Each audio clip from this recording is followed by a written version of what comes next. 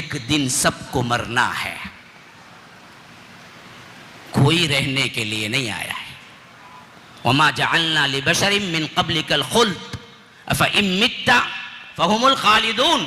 अल्लाह के रसूल सल्लल्लाहु अलैहि वसल्लम के लिए फरमाया कि देखो, हमने हमेशगी की जिंदगी किसी को दी ही नहीं। अल्लाह के रसूल सल्लल्लाहु अलैहि वसल्लम, आपको भी हम बुलाने वाले हैं, आप पर भी मौत तारी होगी, तो आपके दुश्मन क्या रह जाएंगे? कौन छूटा, कौन बचा इस दुनिया में?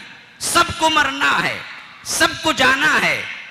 जाते वक्त क्या तैयारी कर रखी है? हाँ, या अय्युहल्लज़ीना आमनुत्तक़ुल्लाह, ऐ लोगो जो ईमान लाए हो, अल्लाह से डरो। वलतंजुर नफ्सुम मा क़द्दमत लिग़द वत्तक़ुल्लाह, कल के दिन के लिए तुमने क्या तैयारी कर रखी है? अगर नहीं की